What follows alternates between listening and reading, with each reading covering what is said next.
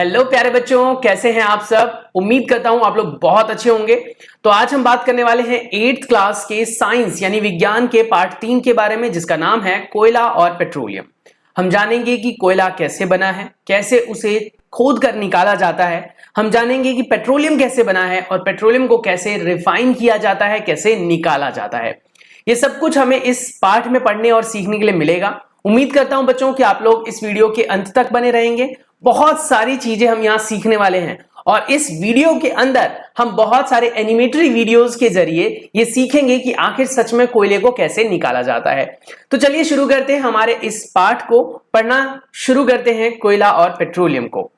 कोयला और पेट्रोलियम, जैसा कि आप सभी जानते हैं बेटा कि पेट्रोल, डीजल, केरोसिन ऑयल ये सब ऐसे तेल हैं जिनका उपयोग हम ईंधन के तौर पर करते हैं। ईंधन मतलब जिसको जलाकर हम उससे ऊष्मा प्राप्त करते हैं और उसके जरिए हम कोई और कार्य करते हैं। तो यहां पर हम जो बात करने वाले हैं कोयला, पेट्रोलियम, पेट्रोलियम में भी बहुत सारे आ जाते हैं, जैसे अभी मैंने बताया पेट्रोल, डीजल, केरोसिन ऑयल और भी बहुत सारी चीजें निकाली जाती है पेट्रोलियम से, उन सभी का इस्तेमाल हम करते हैं। तो चलिए एक बार हम पढ़ लेते हैं इस पार्ट को लाइन बाय लाइन, और फिर एनिमेटरी वीडियो भी है इसी में, ध्यान से आप लोग उसे देख लेंगे, समझ लेंगे, कभी नहीं भूलोगे, गारंटी। चलिए, हम अपने मूलभूत आवश्यकताओं के लिए विभिन्न पदार्थों को उपयोग में लाते हैं। बिल्कुल सही बात है, जैसे कि आप खाने के लिए जो है वो पदार्थ जो प्राप्त करते हैं वो पेड़ पौधों से या जीव जंतुओं से प्राप्त करते हैं। ऐसे ही ईंधन के तौर पर भी हम बहुत सारी चीजें जलाते हैं, जैसे लकड़ियां जलाते हैं, कोयला जलाते हैं और भी बहुत सारी चीजें। इनमें से कुछ प्राकृतिक में पाए जाते हैं यानी प्रकृति में पाए जाते हैं, और कुछ का निर्माण मानवीय प्रयासों से किया गया है, यानी कुछ चीजें तो हमने बनाए हैं और कुछ चीजें जो है प्रकृति से हमें मिले हैं। अपने दैनिक जीवन में उपयोग में लाए जाने वाले पदार्थों की सूची बनाइए और उनका प्राकृतिक तथा मानव निर्मित वर्गों में वर्गीकरण कीजिए। यानी कुछ ऐसी चीजें हैं बच्चों जिन्हें हमने बनाया है। जैसे मान लीजिए हम जो है वो लाइट का प्रयोग करते हैं, बल्ब का, तो बल्ब को किसने बनाया है? हमने बनाया है। हम प्रयोग करते हैं बिजली का, तो बिजली को किसने बनाया है? हमने बनाया है। हालांकि इन सब चीजों को बनाने के लिए हमें प्राकृतिक चीजों की आवश्यकता होती है, लेकिन प्रकृति से ये चीजें डायरेक्टली हमें नहीं मिली है। हमने लैपटॉप, मोबाइल, सड़कें, बिल्डिंग और हमारे आसपास में हॉस्पिटल या दवाइयां या फिर हम पढ़ने लिखने वाली चीजें, ये बहुत सारी चीजें हमने बनाई है। ये सब मानव निर्मित है। वहीं पर बहुत सारी चीजें ऐसी हैं जो प्रकृति में पाई जाती हैं और एज इट इज हम उसका प्रयोग करते हैं। जैसे कि जितनी भी खाने वाली चीजें हैं वो प्रकृति से हमें मिलती है, पर हर एक खाने वाली चीज प्रकृति से एज इट इज नहीं मिलती है हमें। हम कुछ बनाते भी हैं, जैसे पिज्जा। पिज्जा किसी पेड़ पौधे पर नहीं लगता, पिज्जा किसी गड्ढे से नहीं निकालते हम, तो उसको हम बनाते हैं, है ना। लेकिन उसको बनाने के लिए जितनी भी चीजें चाहिए वो सब प्राकृतिक है, यानी कि पेड़ पौधों से प्राप्त होती है हमें। ऐसे बेटा दूध से बनी चीजें हमें जंतुओं से प्राप्त होती है, लेकिन जंतु से प्राप्त होने वाली चीजें भी क्या है? प्राकृतिक है, उसे हमने थोड़ी बनाया। हम लैब में दूध नहीं बना सकते ना, समझ रहे हो। तो कहीं ना कहीं बहुत सारी चीजें जो है मानव निर्मित है, जो हमने बनाई है उसका प्रयोग कर रहे हैं, और बहुत सारी चीजें ऐसी हैं जो प्रकृति से हमें मिली है और उन्हें हम प्राकृतिक चीजें कहते हैं। तो वही यहां पर कह रहा है, क्या इस सूची में वायु, जल, मृदा और खनिज सम्मिलित हैं? हाँ, होंगे। वायु क्या है? प्राकृतिक है। जल क्या है? प्राकृतिक है। मृदा क्या है? प्राकृतिक है। खनिज क्या है? प्राकृतिक है। कच्चा तेल, पेट्रोल, डीजल, केरोसिन, ये सब क्या है? प्राकृतिक है। कोयला क्या है? प्राकृतिक है, क्योंकि इसे हम नहीं बना सकते। अगर हम बना सकते हैं तो सोच कर देखो बेटा कि पेट्रोल के रेट इतने महंगे क्यों होते जा रहे हैं? क्योंकि धीरे धीरे पेट्रोल की कमी हो रही है और जरूरतें बढ़ रही है। अब जरूरतों के साथ साथ अगर पेट्रोल हमें नहीं मिलेगा तो आप समझ कर देखो कि धीरे धीरे उसका रेट तो बढ़ेगा ही। तो पेट्रोल को हम बना नहीं सकते, वो मानव निर्मित नहीं है, वो प्राकृतिक है, क्योंकि ये सभी प्रकृति द्वारा उपलब्ध कराए जाते हैं। अतः इन्हें हम प्राकृतिक संसाधन कहते हैं या फिर ये प्राकृतिक संसाधन कहलाते हैं। तो कोई आपसे पूछ लेगा कि प्राकृतिक संसाधन क्या होते हैं, तो आप बताएंगे क्या?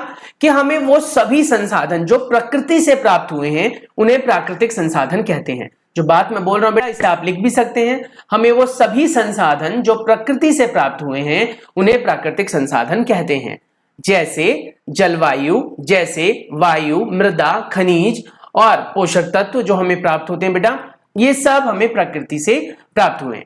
तो ये कह रहे हैं कि क्या हम अपने सभी प्राकृतिक संसाधनों का निरंतर उपयोग कर सकते हैं? हाँ, बहुत सारी चीजें ऐसी हैं बेटा जिनका हम प्रयोग लगातार कर सकते हैं, जैसे वायु का, जैसे कि जल का, अगर हम उसे प्रदूषित ना करें, क्योंकि ये सब चक्र में आ जाते हैं। जैसे वायु का चक्र होता है बेटा, नाइट्रोजन साइकिल, ऑक्सीजन साइकिल, ये चक्र होते हैं, ये अपने आप जो है प्रकृति में दोबारा बराबर होते रहते हैं। पर बहुत सारी चीजें ऐसी भी हैं जो लगातार प्रयोग की वजह से खत्म होती जा रही है, और उनमें से पेट्रोल और कोयला भी है, यानी पेट्रोलियम और कोयला भी है। तो ये वो संसाधन है जो समय के साथ साथ खत्म हो जाएंगे। तो ये कह रहे हैं क्या वायु, जल, मृदा मानवीय क्रियाकलापों द्वारा समाप्त हो सकते हैं? नहीं, कभी नहीं हो सकते। आप जल को कभी खत्म ही नहीं कर सकते।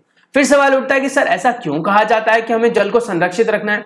हम जल को खत्म नहीं कर सकते, लेकिन जल प्रदूषित कर सकते हैं, और अगर जल प्रदूषित हो गया तो हम उसका प्रयोग नहीं कर सकते। तो इसीलिए हम प्रयोग नहीं कर पाएंगे, लेकिन जल को खत्म नहीं कर सकते। जो जल का प्रयोग आज बेटा आप कह सकते हो बहुत सारी चीजों में करते हैं, वो सब आप नाले में बहा देते हैं, नाले से वो समुद्र में चला जाता है, समुद्र से वाष्पीकृत होकर बादल बनते हैं, और ये प्रक्रिया लगातार चलती रहती है। लेकिन सवाल उठता है कि क्या कभी जल खत्म हो सकता है? तो इसका उत्तर होगा नहीं, जल कभी भी बेटा खत्म नहीं हो सकता। जल के बारे में आप कक्षा 7 में पढ़ चुके हैं। क्या जल एक असीमित संसाधन है तो ये सीमित ही, लेकिन हम इसे कह सकते हैं कि ऐसा संसाधन जो कभी खत्म नहीं होगा। प्रकृति में विभिन्न संसाधनों को की उपलब्धता की दृष्टि से प्राकृतिक संसाधन को व्यापक तौर से 2 भागों में बांटा गया है। यानी ऐसे संसाधन जो अक्षय हैं, जो खत्म नहीं होंगे। अक्षय मतलब अमर होता है बेटा, अक्षय मतलब क्या होता है? अमर। ये संसाधन प्रकृति में असीमित मात्रा में उपस्थित है, और मानवीय क्रियाकलापों द्वारा ये समाप्त होने वाले नहीं हैं। उदाहरण के तौर पर सूर्य का प्रकाश और वायु। सूर्य का प्रकाश बेटा कभी भी खत्म नहीं होगा। हमारी पृथ्वी खत्म हो जाएगी, सभी के सभी ग्रह खत्म हो जाएंगे, लेकिन सूरज बाद तक टिका रहेगा। अगर सूरज बाद तक है तो इसका मतलब सूरज से मिलने वाली जो हमें ऊर्जा है बेटा, वो हमेशा मिलती रहेगी। तो ये कैसे संसाधन में आएंगे? जो अक्षय है, असीमित है। वहीं पर कुछ ऐसे संसाधन भी हैं बेटा जो खत्म हो जाएंगे। जैसे प्रकृति में इन स्रोतों की मात्रा सीमित है, यानी जो समाप्त होने वाले हैं। ठीक है, समाप्त होने वाले प्राकृतिक संसाधन जो समय के साथ साथ हम खत्म कर देंगे, ये मानवीय क्रियाकलापों द्वारा समाप्त हो सकते हैं। इन संसाधनों के उदाहरण हैं वन। वन हमें प्रकृति से मिला है, वन हमने नहीं बनाए, लेकिन वन बेटा हम खत्म कर रहे हैं। हमने धीरे धीरे वनों को काटना शुरू कर दिया, पेड़ों को काटना शुरू कर दिया, जिसकी वजह से हो क्या रहा है? वन में कमी आ रही है, पेड़ पौधों में कमी आ रही है, जीव जंतु इधर उधर भाग रहे हैं। तो कहीं ना कहीं ये संसाधन खत्म हो रहा है। वन्य जीव, जितने भी जीव जंतु हैं, उनको हम मार देते हैं उनके सींगों के लिए, उनके खालों के लिए, या फिर उनके मांस आदि के लिए, तो हम उसको मार रहे हैं, जिसकी वजह से वन्य जीव भी कहीं ना कहीं खतरे में है। खनिज को हम लगातार प्रयोग कर रहे हैं। खनिज मतलब जितने भी हमारे पास धातु है, अधातु है, ये सब खनिज है बेटा, इनका प्रयोग हम लगातार कर रहे हैं, जिससे ये भी खत्म हो जाएगा। कोयला, पेट्रोलियम, प्राकृतिक गैसें, ये सब समाप्त हो जाएंगी, असीमित नहीं है। क्रियाकलाप 3.2 पर आ जाइए। यह कक्ष हेतु सामूहिक क्रियाकलाप है, जिसे आप अपने कक्षा में करेंगे। कुछ पात्र लीजिए, बर्तन लीजिए, उन्हें पॉपकॉर्न यानी मूंगफली, भुने हुए चने, टॉफियों से भर दीजिए। विद्यार्थी को 7 के समूह में बांट दीजिए। अब इन समूहों को 1, 2, 3, 4 करके जो है वो समूहों में बांट दीजिए। उन्हें क्रमशः पहली, दूसरी और तीसरी पीढ़ी के रूप में चिन्हित कीजिए। ये उपसमूह उपभोक्ता को निरूपित करते हैं। जनसंख्या, ध्यान से देखना, जनसंख्या में वृद्धि के साथ साथ दूसरी और तीसरी पीढ़ी में उपभोक्ता की संख्या अधिक है। अब मान लो इसको कह रहा है क्या कि हमारे क्लास में मान लीजिए 28 बच्चे हैं बेटा, मान लीजिए, वैसे ज्यादा होंगे, 28 बच्चे हैं। तो कह रहा है क्या कि पहले ग्रुप में आप 4 बच्चों को रखिए, दूसरे में आप 7 को रख दीजिए, अगले वाले में आप 13 रख दीजिए, अगले वाले में आप जितने भी बाकी के बच गए, कितने हो गए? 13, 7, आगे तो बचेंगे ही नहीं, तो इसलिए इसमें सारे इसी में डाल दीजिए। 7, 4, 11 बच गया और 17 बच गया, तो अगले वाले में 17 डाल दिए। तो हमारे पास ये पहली पीढ़ी है, ये दूसरी पीढ़ी है और ये तीसरी पीढ़ी है। अब देख सकते हो बेटा, हर पीढ़ी में जो है वो संख्या को हमने बढ़ाकर डाला है। यानी पहली पीढ़ी के अंदर सिर्फ 4 लोग हैं, दूसरी पीढ़ी में 7 लोग हैं और तीसरी पीढ़ी में बेटा 17 लोग हैं। तो जैसे जैसे हम अगली पीढ़ी में जा रहे हैं जनसंख्या बढ़ती जा रही है, जनसंख्या बढ़ेगी तो उपभोक्ता बढ़ेगी। अब जो चने आपने लिए थे या मूंगफली आपने लिए या पॉपकॉर्न आपने लिए बेटा, वो पहले केस में कम प्रयोग में आएंगे, है ना, कम प्रयोग में आएंगे। उसके बाद दूसरे में वो ज्यादा प्रयोग में आएंगे। तीसरे तक अगर बचा तो फिर वो ज्यादा प्रयोग में आएंगे, अगर नहीं बचा तो फिर उनको कुछ नहीं मिलने वाला। अब यही सवाल उठता है कि क्या हम प्राकृतिक संसाधनों का लगातार इसी गति से प्रयोग करते रहे तो आने वाली पीढ़ियों को हम क्या कुछ दे पाएंगे? नहीं ना। जैसे आपके चने, मूंगफली या जो कुछ भी आपने लिया खाने वाली चीजें, टॉफी वगैरह, वो सब अगली पीढ़ी तक जाते जाते कम होती जा रही है, क्योंकि वो एक सीमित मात्रा में है और सीमित मात्रा में होने की वजह से अगली पीढ़ी तक जाते जाते उसमें कमी आ रही है, क्योंकि लगातार वो बंद तो नहीं रही ना। तो इसीलिए हमें ध्यान रखना है, जो भी चीजें सीमित मात्रा में है बेटा, उनका प्रयोग हमें सही तरीके से करना चाहिए। उनका प्रयोग हमें ऐसे करना चाहिए जिससे कि अगली पीढ़ी को भी वो कुछ मिल सके। प्रत्येक समूह के लिए मेज पर एक पूरा भरा हुआ पात्र रख दीजिए, यानी पूरा भरा हुआ जो पात्र है वो रखना है, पूरा का पूरा। प्रत्येक समूह की पहली पीढ़ी के उपभोक्ता से कहिए कि वो अपने समूह के पात्र से वस्तुओं का उपयोग करें। अब प्रत्येक समूह की दूसरी पीढ़ी को, वही बोल रहा है कि पहले पीढ़ी को बोलिए प्रयोग करेगा, फिर दूसरे पीढ़ी को बोलिए, फिर तीसरी पीढ़ी को। देखिए सबसे ज्यादा कौन सी पीढ़ी प्रयोग में ले रही है उसे और बाद में कितना बच जाता है। तो इस हिसाब से हम कह सकते हैं कि जो सीमित मात्रा में पदार्थ है बेटा, वो समय के साथ साथ खत्म हो जाएंगे, इसीलिए उनको हमें बचा कर रखने की आवश्यकता है। अगर हम बेटा उसे संरक्षित नहीं करेंगे तो अगली पीढ़ी के लोगों को वो नहीं मिल पाएगा। इसीलिए आप कह सकते हो कि अगर पहली पीढ़ी के लोग ज्यादा लालची हो गए तो अगली पीढ़ी को तो कुछ नहीं मिलने वाला। फॉर एग्जाम्पल अगर आप देखो तो अपने आप ऐशो आराम के चक्कर में बेटा बाइक लेते हो, गाड़ी लेते हो, बहुत सारी चीजें लेते हो जिसको आप पेट्रोल और डीजल से चलाते हो और लगातार आप कहते हो कि मेरे पास तो बहुत पैसा है, इतना सारा पैसा, मैं तो इस गाड़ी को भी चलाऊंगा, उस गाड़ी को भी चलाऊंगा। और गाड़ी चलाओगे, एक आदमी एक गाड़ी चला रहा है तो उतना ही तेल फूक रहा है। अब तेल फूक फूक कर आपने तो कर दिया खत्म, क्योंकि हम है लालची पीढ़ी में, और धीरे धीरे क्या होगा, तेल हो जाएगा कम। तो आने वाली जो जनरेशन है बेटा, उनको क्या मिलेगा? कुछ नहीं मिलेगा। तो इसीलिए हमें ध्यान रखना है कि हमारी जो पीढ़ी है उसका लालची नहीं होना है, उसको संरक्षित करके रखना है, जितना कम से कम प्रयोग। अब इसका मतलब यह भी नहीं कि प्रयोग करना ही बंद कर दो, परेशानियों में जियो, प्रयोग करो लेकिन कम करो। अब हम बात करेंगे बेटा हमारे जो सीमित मात्रा में पदार्थ हैं, यानी जो प्राकृतिक संसाधन है सीमित मात्रा में, उनमें कौन कौन से आते हैं। तो सबसे पहला आता है कोयला। आप सभी को पता होना चाहिए बेटा, कोयला जो है वो जीव जंतुओं के मिट्टी में दबने की वजह से बना है। इसकी पूरी संरचना के बारे में हम आगे पढ़ेंगे। आपने कोयला देखा होगा, काले रंग का होता है, इसके बारे में सुना भी होगा, जो प्रेस में इस्तेमाल करते हैं बेटा वो धोबी लोग। यह पत्थर जैसा कठोर और काले रंग का होता है। क्या आपने देखा है कभी कोयले को? देखा नहीं है तो बेटा यहाँ चित्र दिया गया, इसको आप देख सकते हो। खाना पकाने हेतु उपयोग आने वाले ईंधनों में कोयला इनमें से एक है, यानी कि हम लकड़ियों का इस्तेमाल करते हैं, हम खाना बनाने के लिए एलपीजी गैस का इस्तेमाल करते हैं, हम स्टोव जलाने के लिए बेटा केरोसिन ऑयल का इस्तेमाल करते हैं, मिट्टी तेल का। पहले इसका उपयोग रेल इंजनों को चलाने के लिए किया जाता था। भाप इंजन, गदर मूवी तो आपने देखी ही होगी, उसमें देखा होगा आपने भाप इंजन, उसमें बहुत सारा कोयला डालते हैं, कोयले से जो है वो आग लगती है। आग लगने के बाद वहां पर पानी का एक टैंक रखा होता है, जो पानी गर्म होता है, उससे निकलती है बहुत सारी भाप, यानी स्टीम का प्रेशर, जिसकी वजह से बेटा इंजन दौड़ता है। तो कहीं ना कहीं पहले जो है वो भाप इंजन चलाने के लिए किया जाता था। इसका उपयोग तापीय शक्ति संयंत्रों में विद्युत उत्पन्न करने हेतु भी किया जाता है। यानी भारत के अंदर जितनी भी बिजली मिलती है ना बेटा, हमारे पास यूरेनियम की कमी है, तो हमारे पास जो इतना सारा बिजली है, जो अभी भी आप बिजली का प्रयोग कर रहे हो, इलेक्ट्रिसिटी का प्रयोग कर रहे हो, आप जो इलेक्ट्रिसिटी का प्रयोग लगातार करते रहते हो, तो इतनी सारी इलेक्ट्रिसिटी आती कहां से हमारे पास? तो हम कोयले को जलाकर उससे टरबाइन घुमाते हैं और उससे बिजली पैदा होती है। हालांकि कोयले को जलाकर बहुत सारा धुआं भी निकलता है, जिससे वायु प्रदूषण भी होता है। तो इसके अपेक्षा हमें दूसरे किसी रिसोर्स का प्रयोग करना चाहिए, लेकिन धीरे धीरे कोयला जो है वो अब कम होता जा रहा है। क्यों? क्योंकि हमने कोयले को जलाकर उसको नष्ट कर दिया है। कोयला स्कैम आया था लगभग 2002 में बच्चों, जिसमें बहुत सारे कोयला की खदानों को बाहर की कंपनियों को बेच दिया गया, वो भी सस्ते रेटों पर, जिसकी वजह से भारत के अंदर कोयले की कमी हो गई।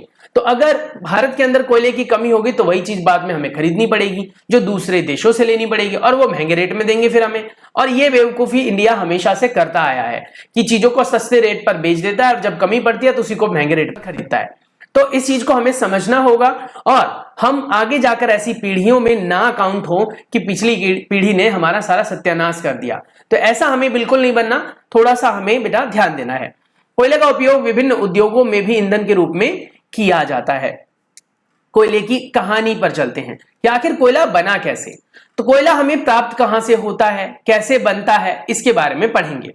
लगभग 300 मिलियन वर्ष पूर्व, यानी जिसके बारे में सोच पाना भी बहुत मुश्किल है। 300 मिलियन, 1 मिलियन 10 लाख होता है बेटा, और 310 लाख, आप समझ के देख सकते हो कि कितने साल पहले की बात कर रहा है ये। तो 300, 1, 2, 3, 4, 5, 6, लगभग इतने साल पहले बना था कोयला, जिसका प्रयोग आज हम कर रहे हैं। तो आपको क्या लगता है कि अगली पीढ़ी को अगर हमने सारा कोयला खत्म कर दिया तो आगे आने में कितने साल बाद लोगों को कोयला प्रयोग करने के लिए मिलेगा? शायद हो सकता है कि इतना समय बाद या फिर नहीं भी, क्योंकि पहले जो कोयला बना था वो बना था बेटा नेचुरल डिजास्टर से। हमने पढ़ा है, हमने सुना है कि एक यूं कह सकते हैं उल्का पिंड आया जिससे पृथ्वी पर आग ही आग हो गई और बहुत सारे पेड़ पौधे जीव जंतु जल गए, अधजले पेड़ पौधे जो है वो कोयले में बदल गए। ये कहानी हम आगे पढ़ेंगे। पर निचले जलीय क्षेत्रों में घने वन थे और बाढ़ जैसी प्राकृतिक प्रक्रमों के कारण ये वन मृदा के नीचे दब गए और दबने की वजह से कोयले का निर्माण हुआ।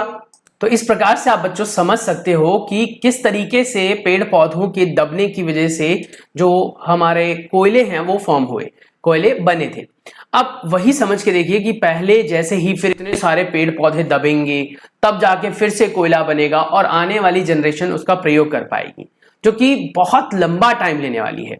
उनके ऊपर मृदा जमने के कारण वे संपीड़ित हो गए, धीरे धीरे उनके ऊपर मिट्टी आती गई और वो दबते चले गए। जैसे जैसे वो गहरे होते गए उनका ताप भी बढ़ता गया। उच्च ताप के कारण, उच्च दाब के कारण पृथ्वी के भीतर मृत पेड़ पौधे धीरे धीरे कोयले में परिवर्तित हो गए। तो जो पेड़ पौधे थे वो किस में कन्वर्ट हो गए बेटा? कोयले में। कैसे हुए ये? कि जब वो बहुत सारे पहले जो है, बहुत सालों पहले जो पेड़ पौधे थे वो जल गए और अधजले पेड़ पौधे या फिर कह सकते हो कि प्राकृतिक आपदाओं की वजह से जो पेड़ पौधे थे वो रह गए। उसके ऊपर जो है वो बहुत सारी जो मिट्टी की लेयर है वो जमती चली गई। मिट्टी के दाब की वजह से उसके अंदर जो बाकी के गैस वगैरह थे वो तो निकल गए, लेकिन कोयला वहां पर रह गया, यानी कार्बन वहां पर रह गया, जिसकी वजह से कोयले का निर्माण हुआ है। कोयले के मुख्य रूप से कार्बन होते हैं, यानी कोयले में मुख्य रूप जो है वो कार्बन होता है। मृत वनस्पति के धीमे धीमे प्रक्रम द्वारा कोयले में परिवर्तन को कार्बनीकरण कहते हैं। यानी कार्बनीकरण बेटा एक ऐसी प्रक्रिया है जिसमें कोयला बनता है, और ये बनता कैसे है? मृत पेड़ पौधों के दबने से, यानी कि जब वो मिट्टी में दब जाते हैं बेटा, तब कार्बनीकरण की प्रक्रिया से वो धीरे धीरे कोयले में परिवर्तित हो जाते हैं। क्योंकि यह वनस्पति के अवशेषों से बनता है या बना है, यह अतः कोयले को जीवाश्म ईंधन भी कहते हैं। अब जीवाश्म ईंधन क्यों कहा? क्योंकि जीवों के जो आप कह सकते हो अवशेष होते हैं, जीवों के जो अवशेष होते हैं, यानी जीव मतलब पेड़ पौधे जीव जंतु, इनके जो अवशेष होते हैं उनसे बना है ये ईंधन। तो इसीलिए इसे हम क्या कहेंगे बेटा? जीवाश्म ईंधन। अब हम चित्र को देखेंगे और ध्यान से देखेंगे, ठीक है? तो मैंने बेटा इस चित्र को यहां पर हाइड कर दिया है और इसकी जगह पर मैंने आपको यहां पर वीडियो दी है। देखिए लिखा हुआ है कि कोयला आखिर कहां से हमें मिलता है। तो कोयला प्राप्त करने की प्रक्रिया को यहां पर दिखाया गया है। यहां पर अगर आप गौर से देखें बेटा तो इसमें जो है वो यहां पर इस जगह पर आप नोटिस करो, यहां पर इस जगह पर बहुत सारे पेड़ पौधे थे। वो पेड़ पौधे जो है वो मर गए। मरने की वजह से क्या हुआ कि वो मिट्टी में दब गए और मिट्टी में दबते गए और हाई प्रेशर और कह सकते हो हाई प्रेशर और टेम्परेचर की वजह से, यानी ज्यादा ताप और दाब की वजह से वो मिट्टी के अंदर और दबते चले गए। दबने की वजह से क्या हुआ कि वो कोयले में बदल गए। अब इन कोयले को निकालने के लिए हमें गड्ढे करने पड़ते हैं। तो जैसे आप देख सकते हो कि ये बच्चा जो है गड्ढा कर रहा है। अब गड्ढा करते करते कहां तक पहुंचा? ये कोयले तक पहुंचा, और इसके बाद फिर क्या करेंगे? हम कोयले को निकाल लेंगे। अब ये तो था कि पेड़ पौधों से कैसे मिला। अगर जीव जंतुओं से पूछा जाए कैसे मिला, तो जीव जंतु मर गए। मरने के बाद उनके जो अवशेष थे बेटा, उनके शरीर के जो हिस्से थे वो भी दबते चले गए। अब जिसकी वजह से जो बाकी के गैस थे जैसे ऑक्सीजन गैस, नाइट्रोजन गैस, ये सारे के सारे तो निकल गए, हाइड्रोजन गैस भी, ये सब निकल गए, लेकिन वहां पर जो कार्बन था वो दबा रह गया और कार्बन की वजह से जो है वो वहां पर कह सकते हो इकट्ठा हो गए और इससे कोयले का निर्माण हुआ। अब सवाल उठता है कि कौन सा कोयला अच्छा माना जाएगा, तो जिस कोयले में कार्बन ज्यादा होगा उस कोयले को हम अच्छा मानते हैं, और कार्बन जिसमें अच्छा होगा उसकी हीट भी ज्यादा निकलेगी। वही कह रहा है क्या कि इसके बाद कोल को निकाला जाता है और डिफरेंट टाइप के कोल्स होते हैं, जो अच्छी तरीके से जलता है, पूरी तरीके से जलता है, वो हमारे लिए अच्छा कोल माना जाता है। तो ये पूरी प्रक्रिया है किस तरीके से कोल का निर्माण हुआ। अब आता है कि वायु में जब हम कोल को बर्न करते हैं तो वायु में गर्म करने पर कोयला जलता है और मुख्य रूप से कार्बन डाइऑक्साइड गैस उत्पन्न करता है। कोई आपसे पूछे कि वायु में जलने पर कोयला कार्बन डाइऑक्साइड गैस ही क्यों देता है, तो आप क्या बोलेंगे? आप बोलेंगे क्या कि कोयले के अंदर मुख्य रूप से कार्बन पाया जाता है। कोयले के अंदर क्या पाया जाता है बेटा? मुख्य रूप से कार्बन पाया जाता है कोयले के अंदर। अब कोयले के अंदर क्योंकि मुख्य रूप से कार्बन पाया जाता है तो इसीलिए जब उसे जलाया जाता है तो वो ऑक्सीजन से अभिक्रिया कर लेता है और कुछ इस तरीके से होता है। कोयले के अंदर कार्बन होता है और इसको जब हम जलाते हैं तो ऑक्सीजन से रिएक्ट कराते हैं बेटा, और इसके बाद बनाकर देता है ये कार्बन डाइऑक्साइड यानी CO2। यानी इससे ये समझ में आता है बेटा हमें कि कार्बन जलकर हमें कार्बन डाइऑक्साइड देता है। अब कोयले जो हमें प्राप्त हुए बेटा उसके कई प्रक्रमों द्वारा अलग अलग प्रकार की चीजें मिलती हैं। जैसे बेटा उससे हमें कोक मिलता है, उससे हमें कोलतार मिलता है और कोयला गैस मिलता है। अब सबसे पहले हम बात करेंगे कोक के बारे में। कोक क्या है? यह एक कठोर, संरग्न और काला पदार्थ है, यानी बहुत ही ज्यादा कठोर होता है बेटा। कोक बहुत कठोर होता है। यह कार्बन का लगभग शुद्ध रूप है, यानी कि सबसे ज्यादा शुद्ध रूप कोक होता है। कोक का उपयोग इस्पात के उद्योग, निर्माण और बहुत से धातुओं के निष्कर्षण में किया जाता है। यानी कोयले के इस रूप का प्रयोग बहुत सारे धातुओं को निष्कर्षण में किया जाता है, यानी एक्सट्रैक्ट करने में किया जाता है। कोयले का प्रयोग जो है वो बहुत सारे, आप कह सकते हो, इस्पात क्या होता है? लोहा उद्योग, तो लोहा से स्टील बनाने के लिए किया जाता है। उसके बाद दूसरा आता है बेटा कोलतार। यह एक अप्रिय गंध वाला काला गाढ़ा पदार्थ होता है, द्रव्य होता है। अप्रिय मतलब इसकी खुशबू अच्छी नहीं होती है, खुशबू बहुत अजीब सी होती है। जैसा कि आप चित्र में देख रहे हैं, ये लगभग 200 पदार्थों का मिश्रण होता है, यानी कि कोलतार के अंदर लगभग 200 प्रकार की चीजें होती हैं। 200 प्रकार की चीजें, समझ रहे हो? 200 प्रकार की।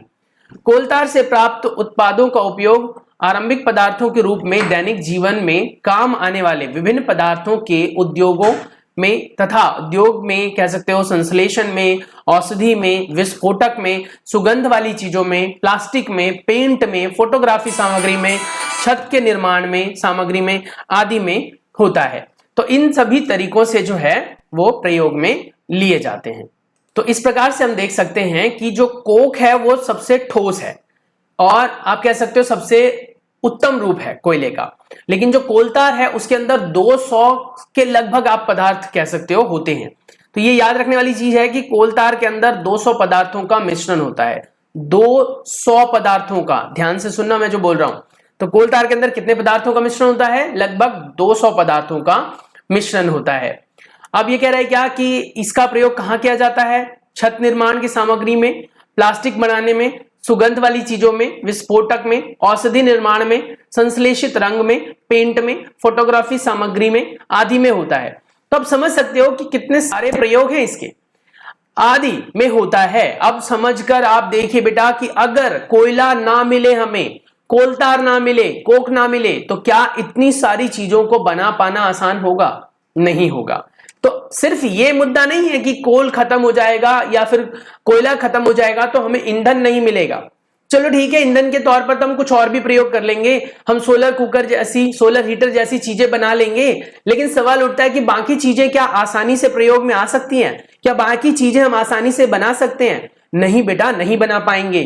तो इसका मतलब यह हुआ कि सिर्फ और सिर्फ ये हमारे लिए इसलिए उपयोगी नहीं है कि हम इसे जलाते हैं और ईंधन के रूप में इसका उपयोग करते हैं, बल्कि इसको अन्य चीजों को बनाने के लिए भी उपयोग में लाया जाता है। रोचक तथ्य यह है कि मौत या अन्य कीटों को भगाने के लिए भी इसको प्रयोग में लाई जाती है। नेफ्थलीन बॉल की गोलियां वो भी कोलतार से प्राप्त की जाती है। अब आप समझ के देखो, नेफ्थलीन बॉल देखी होंगे ना, छोटी छोटी गोलियां होती सफेद कलर की, है ना, छोटे छोटे से कीड़ों को भगाने के लिए, मारने के लिए, या फिर कपड़ों में डालने के लिए जो गोलियां आती है, जिसे आप हिंदी में बेटा कपूर की गोली कहते हैं। क्या वो जलाने वाले कपूर की बात नहीं कर रहा हूं मैं, जलाने वाले कपूर भी नेफ्थलीन वाला ही होता है, लेकिन उसमें कम हिस्सा होता है।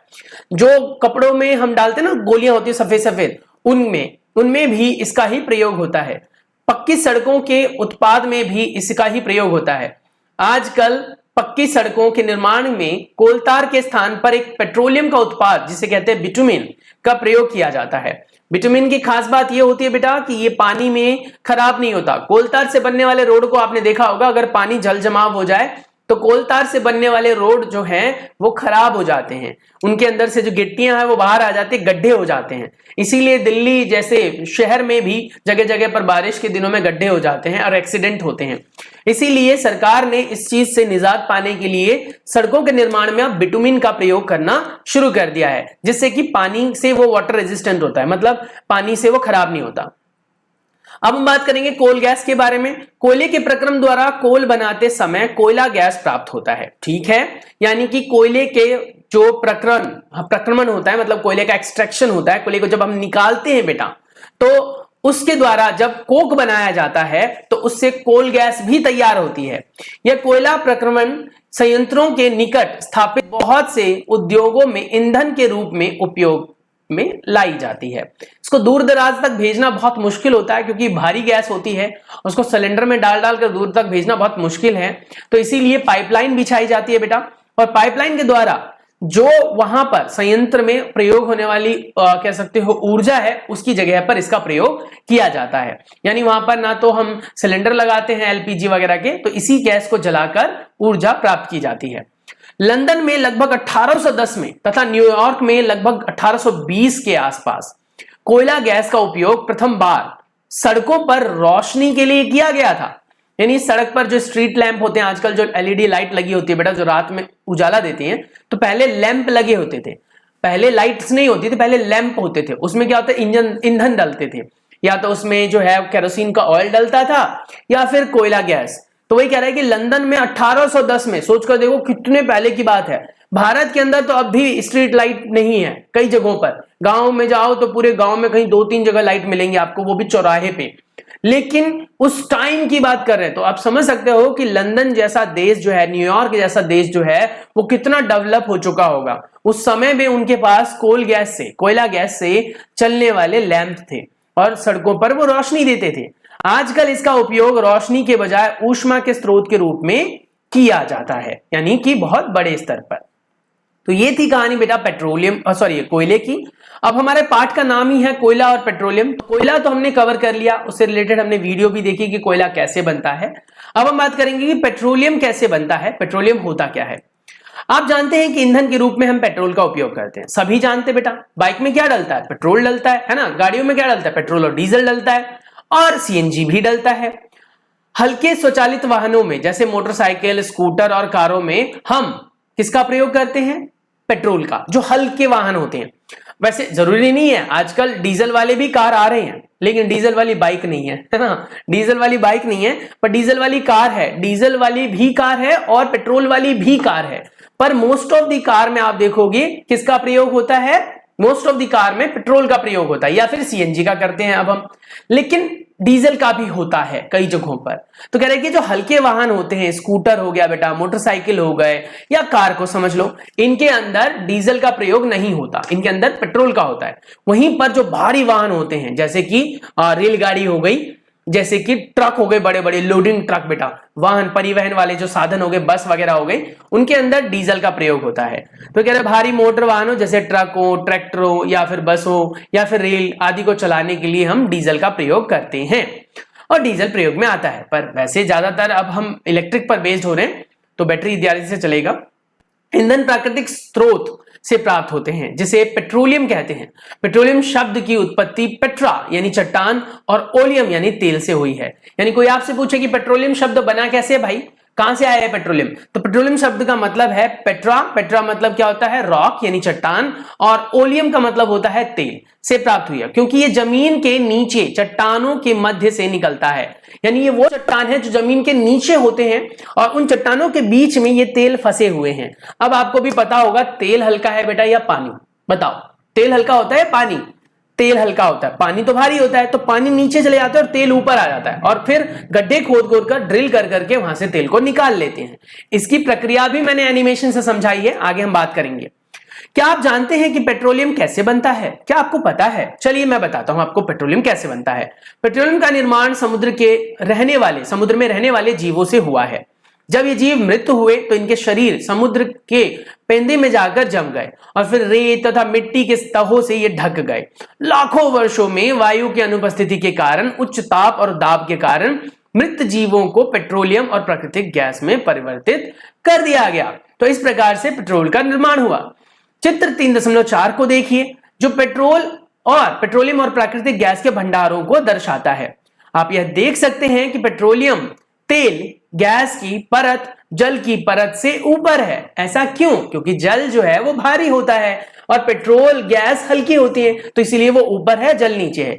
याद करिए, तेल और गैस जो है जल से हल्के होते हैं और इसीलिए मिश्रित नहीं होकर ऊपर आ जाते हैं। और ऐसा नहीं है कि 1-2 दिन में आए हैं, इनको लाखों वर्ष लगा है, तो लाखों वर्ष में जाकर ये ऊपर आ पाए। हालांकि तेल और पानी को आप मिलाओगे अलग तो हो जाता है वो 10 से 15 मिनट में ही, लेकिन पूरी तरीके से नहीं होता, इसको होने में टाइम लगता है। विश्व का पहला तेल का कुआं पेंसिल्वेनिया यानी अमेरिका में 1859 यानी 1859 में प्रवेधित यानी ड्रिल से पाया गया था, निकाला गया था, खोदा गया था। 8 वर्षों बाद 1867 में असम के माकूम नामक स्थान पर तेल का पता चला था। उसके 8 वर्ष बाद, यानी सबसे पहले पेंसिल्वेनिया में कुआं खोदा गया था 1859 में, उसके 8 वर्ष बाद 1867 में खोदा गया, जो कि भारत में, कहां पर? असम में, माकूम में। भारत में तेल असम, गुजरात, बॉम्बे हाई और गोदावरी तथा कृष्णा नदी के बेसिन में भी पाया गया है। तो इसी के बारे में हम फिर आगे बात करेंगे। अब आता है कि पेट्रोलियम बना कैसे, तो एक बार वीडियो देख लेते हैं फॉर्मेशन ऑफ पेट्रोलियम का। तो ये जो पेट्रोलियम बना है बेटा, इसके बारे में हम अब बात करेंगे। 1 मिनट, चल जाओ। यस, वेट, अभी चलेगा। तो हम बात करने वाले हैं अब फॉर्मेशन ऑफ पेट्रोलियम के बारे में, कि पेट्रोलियम बना कैसे। तो ये जो पूरी कहानी मैंने आपके सामने बताई कि किस तरीके से जीव जंतु मरते गए और समुद्र के तल में वो इकट्ठे हो गए और धीरे धीरे उनके ऊपर रेत मिट्टी चलती चली गई और वो दबकर क्या बन गया बेटा? पेट्रोलियम। तो यहां पर वही दिखाने की कोशिश की गई है, फॉर्मेशन ऑफ पेट्रोलियम, कि पेट्रोलियम बना कैसे। तो अब आप गौर से देखेंगे यहां पर हुआ क्या है, ठीक है। तो यहां पर सबसे पहले आपको दिखाया गया कि मछलियां थी और समुद्र के अंदर इधर उधर तैर रही थी। यहां पर सिर्फ एक छोटा सा एग्जांपल दिया गया है कि मछलियां हैं। अब मछलियां काफी सालों तक जो है वो अपनी वृद्धि और विकास करती रही, और वृद्धि और विकास करने के बाद मछलियां जब बड़ी होती गई तो फिर वो मरती चली गई। मरते मरते बेटा वो समुद्र के तल में जाकर इकट्ठे हो गए। समुद्र में कोई वायु नहीं पहुंचा और मिट्टी इकट्ठी होती गई, और जिसकी वजह से बेटा वो समुद्र में दब गए। बहुत सारी मछलियां, स्टारफिश, सांप वगैरह और पौधे वगैरह सब दब गए। दबने की वजह से वो बन गए पेट्रोलियम, नेचुरल गैस। अब आपको पता है कि वाटर जो है वो भारी होता है, तो नीचे है, पेट्रोलियम उससे ऊपर है, नेचुरल गैस बेटा उससे ऊपर है, और उससे ऊपर है रॉक। तो रॉक में पहले हम छेद करते हैं, तब नेचुरल गैस निकलता है, नेचुरल गैस के बाद पेट्रोलियम निकलता है, तब नीचे होता है वाटर। अब पेट्रोलियम निकालते वक्त हो सकता है कि पेट्रोलियम वाटर से मिक्स हो जाए बेटा, तो इसको बहुत सावधानी से निकाला जाता है। तो आप देख सकते हो कि पेंसिल्वेनिया में 1859 में सबसे पहले, देखो दिखाया गया ना, पेंसिल्वेनिया में 1859 में। अब फिर भारत में उसके 8 साल बाद 1867 में माकूम नामक स्थान पर, असम में माकूम नामक स्थान पर जो है वो खुदाई की गई और तब निकाला गया। उसके बाद बेटा मुंबई हाई में, उसके बाद गुजरात में, इन सब जगहों पर भी फिर कृष्णा और जो गोदावरी नदियां होती हैं उनके आसपास में, नदियों के आसपास में, नदियों के आसपास में ही क्यों है या समुद्र में ही क्यों है ये? वो इसलिए बेटा क्योंकि यहीं पर आप कह सकते हो जीव जंतु पहले पनपते थे। पानी जहां पर रहता था जीव जंतु वहीं पनपते थे। अब यहां पर आप चित्र में भी देख सकते हो, ये हमारे चट्टान है, चट्टान के नीचे बेटा आप देखो गौर से, तो चट्टान की एक लेयर है और इस लेयर के अंदर गैस फंसी हुई है सबसे ऊपर, क्योंकि सबसे हल्की है। तेल जो है वो उससे थोड़ी सी भारी है तो नीचे है, और जल बेटा सबसे भारी है तो सबसे नीचे है। और ये है तेलाशय चट्टान, यानी ये तेल के नीचे वाला चट्टान है। यानी यहां पर और भी बहुत सारी चीजें होती हैं। तो ड्रिल करते वक्त बहुत सारी सावधानियां बरती जाती हैं, जिनके बारे में अब हम यहां पर बात करेंगे कि आखिर तेल को कैसे निकाला जाता है, यानी तेल का परिष्करण किस प्रकार से किया जाता है। तो वही कह रहा है क्या तेल में से विभिन्न पदार्थों को पृथक करने की प्रक्रिया को हम परिष्करण कहते हैं या कहलाता है। यह कार्य पेट्रोलियम परिष्करण में संपादित किया जाता है, जो कि आपको चित्र में दिखाया गया है। अब ये चित्र में क्या कहानी होती है, चलिए एक बार इसको हम वीडियो से समझते हैं। तो होता क्या है कि पहले बड़े बड़े गड्ढे खोदे जाते हैं, यानी कि कुएं खोदे जाते हैं बेटा। कुएं खोदने के बाद उनमें ड्रिल करके पाइप बिछाई जाती है। अब पाइप डालने के बाद उसमें सीमेंट जैसा कुछ पदार्थ भरा जाता है, जिससे कि अंदर से वो पूरा का पूरा जो है उसको पाइप जैसा बना दे। क्योंकि अगर हम सीमेंट नहीं डालेंगे तो उससे क्या होगा बेटा, वो जो गड्ढे के हमने खोदे हैं उसके बगल वाली मिट्टियां झड़ कर उसमें जाती रहेंगी, और झड़ कर जब जाएंगी बेटा तो क्या होगा क्या बताओ, वो सारी मिट्टी अंदर जाने की वजह से वहां पर बहुत सारा कचरा अंदर जमा हो जाएगा। और कचरा जाने की वजह से जब हम तेल को बाहर खींचने की कोशिश करेंगे तो वो तेल बेटा वापस नहीं आ पाएगा ऊपर। क्यों? क्योंकि वो कचरा उस पाइप में फंस जाएगा।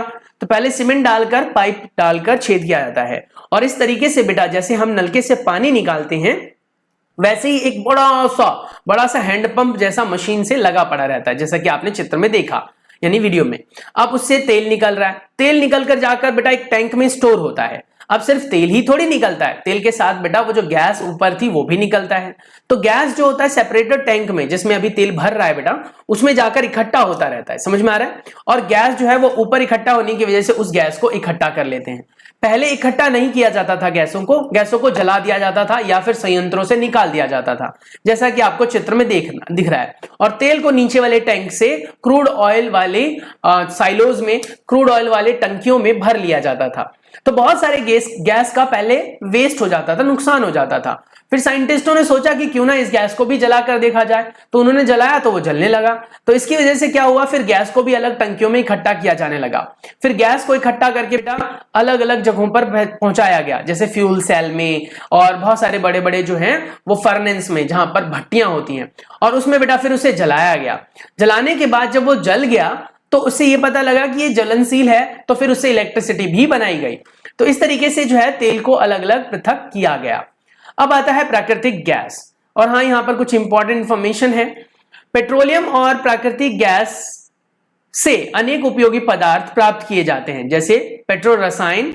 इनका उपयोग अपमार्जक, रेशे यानी पॉलिस्टर, नायलॉन, एक्रिलिक आदि में, पॉलीथीन बनाने में, मानव निर्मित प्लास्टिक बनाने में आदि उद्योगों में भी किया जाता है। प्राकृतिक गैसों से हमें हाइड्रोजन गैस भी प्राप्त होता है, जिसे यूरिया इत्यादि बनाया जाता है।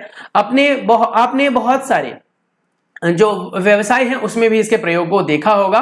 इसीलिए बहुत सारे व्यवसायों में प्रयोग होने की वजह से हम पेट्रोलियम को काला सोना भी कहते हैं। क्या कहते हैं बेटा इसे हम? काला सोना। समझ में आ रहा है? और ये सोना ही है, क्योंकि जिस प्रकार से सोना बहुमूल्य है बेटा, वैसे पेट्रोलियम भी बहुमूल्य है। सोने को जैसे हम बना नहीं सकते, वैसे पेट्रोलियम को भी नहीं बनाया जा सकता। अब हमारे पास 3.3 प्राकृतिक गैस। प्राकृतिक गैस क्या होती है? जो पेट्रोलियम के ऊपर प्राप्त हुई थी बेटा, जिसे हमने सीएनजी भी बोला था, इसको हम कहते हैं कंप्रेस्ड नेचुरल गैस। प्राकृतिक गैस एक बहुत ही महत्वपूर्ण जीवाश्म ईंधन है, क्योंकि इसका परिवहन या अन्य जगहों पर इस्तेमाल होता है, और इसको हम कंप्रेस करके रखते हैं। इसीलिए इसका नाम पड़ जाता है क्या? उच्च दाब पर संपीड़ित प्राकृतिक गैस, यानी संपीड़ित प्राकृतिक गैस। यानी आप क्या याद रखेंगे? संपीड़ित प्राकृतिक गैस। और इसकी शॉर्ट फॉर्म होती है सीएनजी। फुल फॉर्म क्या होती है? संपीड़ित प्राकृतिक गैस।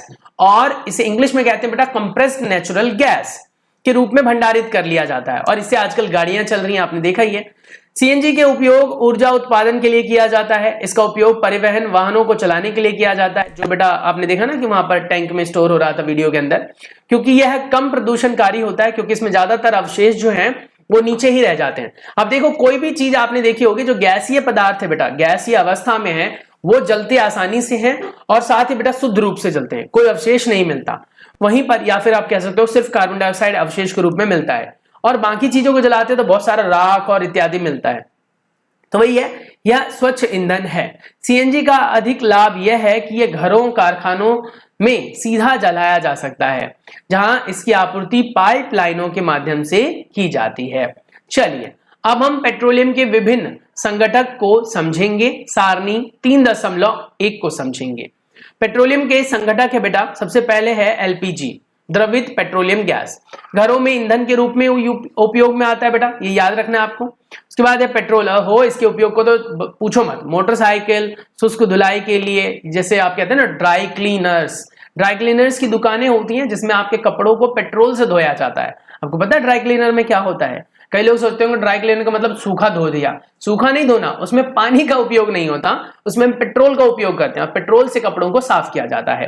उसके बाद है बेटा मिट्टी का तेल, स्टोव, लैंप, जेट वायुयान ऊपर जो फाइटर जेट्स होते हैं ना बेटा, जो बहुत तेजी से भागते हैं, उनके अंदर भी ईंधन कौन सा होता है? यही होता है, मिट्टी का तेल। डीजल, भारी वाहनों को चलाने के लिए या फिर विद्युत को जनरित करने के लिए, पैदा करने के लिए। उसके बाद स्नेहक तेल है, स्नेहक के रूप में। स्नेहन मतलब क्या होता है? जैसे लुब्रिकेशन कहते हैं।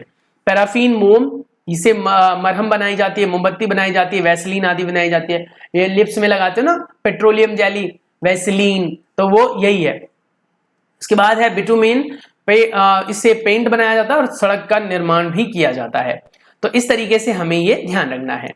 अब वही है कि ये पाइपलाइनों द्वारा जो है गुजरात, दिल्ली के अन्य भागों तक उपलब्ध कराया जाता है। प्राकृतिक गैस का उपयोग प्रारंभिक पदार्थ के रूप में रसायनों और उर्वरकों के उद्योग में किया जाता है।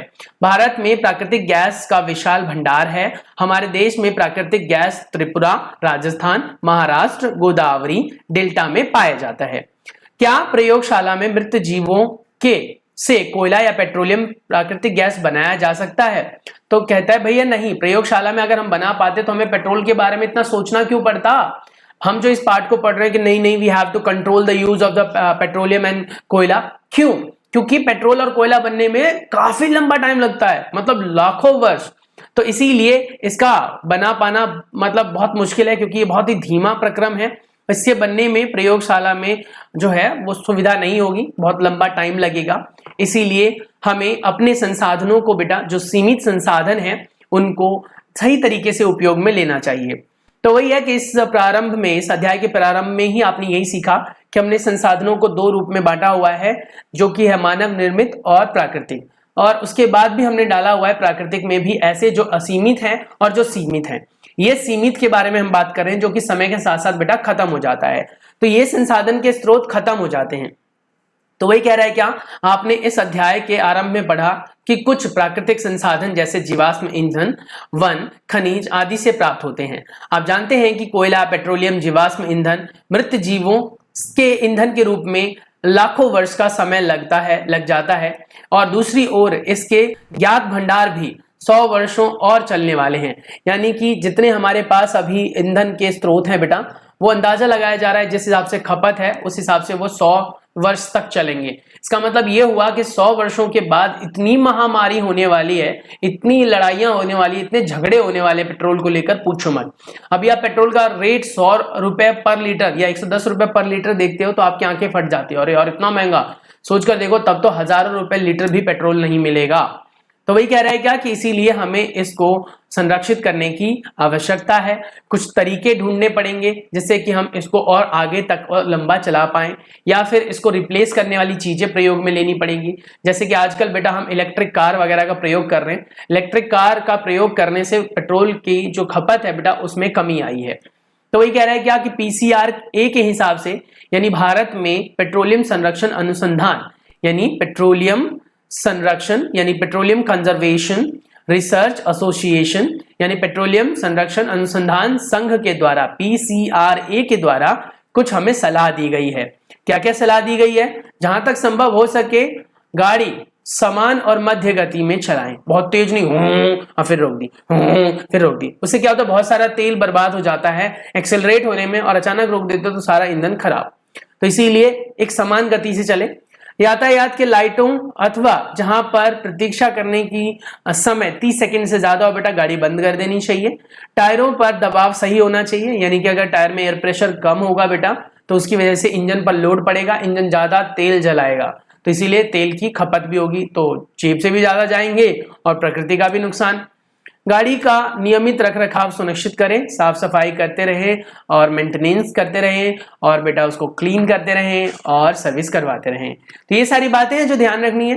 उसके बाद हमारे पास आएंगे प्रमुख शब्द और आपने क्या सीखा।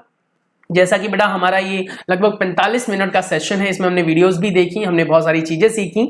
तो अब हमारे पास है प्रमुख शब्द। शब्दों में जो प्रमुख शब्द है वो है कोयला। कोयला एक प्राकृतिक संसाधन है बेटा जो हमें प्रकृति से मिलता है और ये पेड़ पौधों के दबने की वजह से हुआ है मिट्टी में। हाई प्रेशर यानी उच्च दाब और उच्च ताप की वजह से ऐसा हो पाया है। इसको बनने में लगभग 300 मिलियन साल लगे हैं, इसीलिए एकदम आसानी से प्राप्त नहीं होगा और यह सीमित मात्रा में हमारे पृथ्वी पर है। उसके बाद है कोल गैस। कोल गैस जो है वो कोयले से प्राप्त किया जाता है। जब कोयले को साफ किया जाता है, एक्सट्रैक्ट किया जाता है बेटा, तो उसमें गैस भी निकलती है और ये बहुत खतरनाक होती है बेटा। जब एक्सट्रैक्ट किया जाता है तो आग भी लग सकती है, इसलिए जब कोयले की खुदाई की जाती है तो पानी का स्प्रे छिड़क दिया जाता है जिससे कि कोयले का ताप ठंडा रहे, खुदाई करते वक्त कहीं रगड़ लगकर आग ना पकड़ ले। उसके बाद है कोलतार। कोलतार के बारे में हमने पढ़ा, 200 से ज्यादा पदार्थ इसके अंदर होते हैं और कोलतार जो है वो कोयले का ही एक रूप है और इसके प्रयोग बहुत ज्यादा हैं। इसको इंडस्ट्रीज में इस्तेमाल करते हैं बेटा। इसका इस्तेमाल हम जो है पेंट बनाने के लिए करते हैं, पॉलीथीन बनाने के लिए करते हैं, उद्योगों में किया जाता है। उसके बाद है कोक, जो कि कोयले का सबसे उच्चतम रूप है, सबसे ज्यादा शुद्ध रूप है और ये बहुत ज्यादा हार्ड होता है। जीवाश्म ईंधन वो ईंधन होते हैं जो जीवों से प्राप्त होते हैं, जैसे कि कोयला और पेट्रोलियम। प्राकृतिक गैस जो है वो ऐसी गैस है जो प्रकृति से हमें प्राप्त होती है और ये गैस जो है वो पेट्रोलियम वाले खदानों में ऊपर की तरफ मिलता है। उसके बाद है पेट्रोलियम। क्या है पेट्रोलियम? अपने आप में काला कच्चा तेल है और ये बहुत ज्यादा गाढ़ा होता है बेटा। इसको साफ करके इसी में से पेट्रोल, डीजल, केरोसिन और भी बहुत सारी चीजें निकाली जाती है। पेट्रोलियम परिष्करणी क्या है? ये एक विधि है या फिर आप कह सकते हो ये एक मेथड है जिसके जरिए पेट्रोल को साफ किया जाता है और उसकी हमने वीडियो भी देख ली। तो वही है, ये सारी चीजें हमने बेटा इस वीडियो से सीखी। तो क्या सीखा आपने? कोयला, पेट्रोलियम और प्राकृतिक गैस जीवाश्म ईंधन है। जीवाश्म ईंधन का निर्माण सजीवों के मृत अवशेषों से लाखों वर्ष में होता है। जीवाश्म ईंधन समाप्त होने वाला संसाधन है, यानी ये सीमित मात्रा में उपलब्ध है और ये प्राकृतिक है बेटा। कोल, कोलतार या कोक, कोयला गैस कोयले से प्राप्त होने वाले उत्पाद हैं।